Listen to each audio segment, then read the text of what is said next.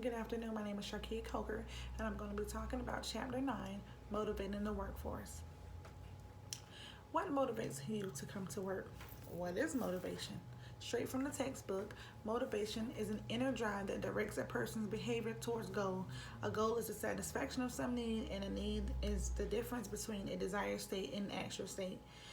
Motivation explains why people behave as they do. Similarly, a lack of motivation explains at times why people avoid doing what they should do, which is totally correct.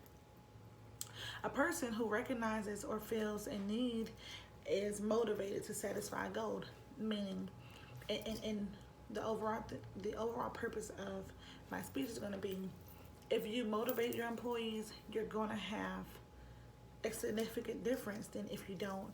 So for instance, look at Food Line and Harris Teeter. And this is, I can only speak from my personal experience. When I go to Food Line, sometimes they barely speak. They act like they don't want to be at work. Whereas if you go to Harris Teeter, they are so happy. You see everybody, hi, how are you? Keep up the good work. You always see everybody smiling, which just lets me know that management clearly is motivating them employees. So basically my question is, what motivates you to come to work? Is it your paychecks? Is it incentives? Is it co-workers? I mean, are you motivated to come to work? Like, does senior management motivate you to come to work?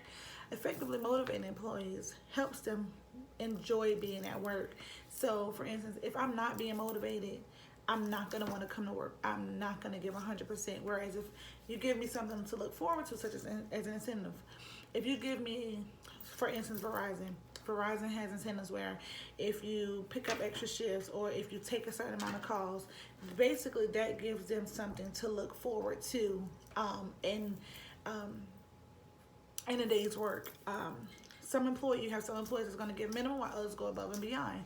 And truth be told, I've had jobs where I'm gonna give nothing but the minimum because from upper management, I'm not getting a thank you, and people don't realize how much just a simple thank you or just a simple good job or congratulations goes a long way. I mean, I could be having a bad day, come to work, and I can get, Shaki, you're doing such a good job, and that's gonna motivate me. And what people fail to, what senior management fails to realize is, if you're not motivating your employees, that's gonna reflect, because your employees are not gonna be motivated, are not gonna sound motivated to the customers. So if you aren't satisfying your customers, that's a decrease in production.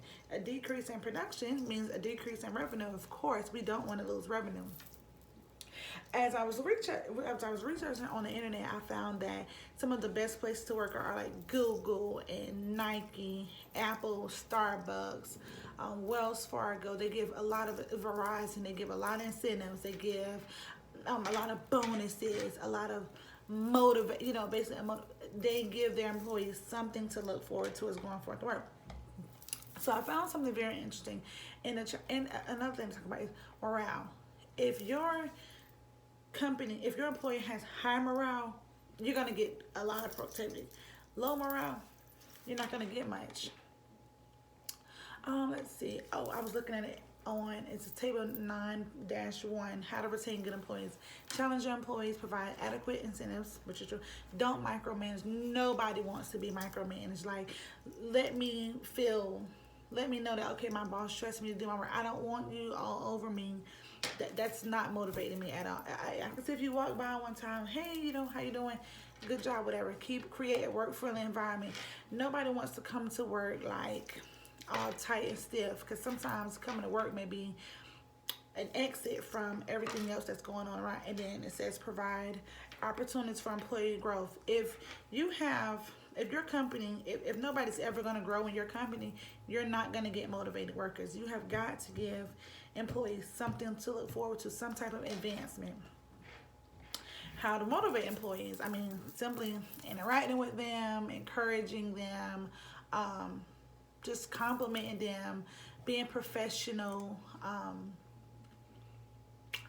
Let's see. I'm thinking about like a historical theory, like the classical theory of motivation says that money is the sole motivator for workers. Of course,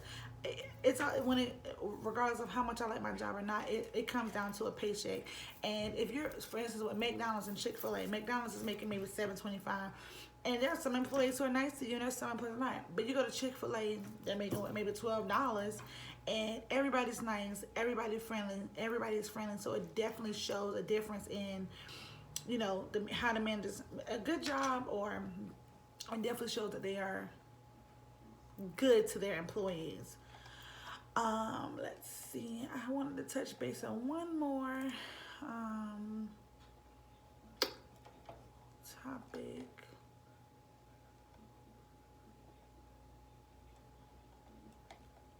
You also want to give people, you want your employees to feel good about coming to work. You don't want them to dread, because if they dread coming to work, it's going to show.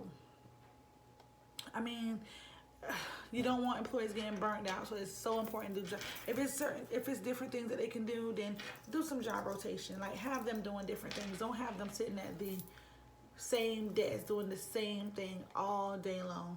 I see where, like, for instance, Verizon,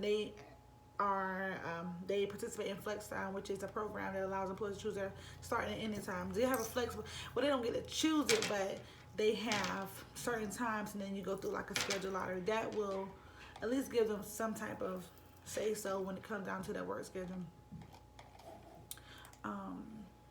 I just think it's so important for employers to motivate their employees, because at the end of the day, that's who's making your revenue increase. And if you aren't good to them, they're not going to be good to you.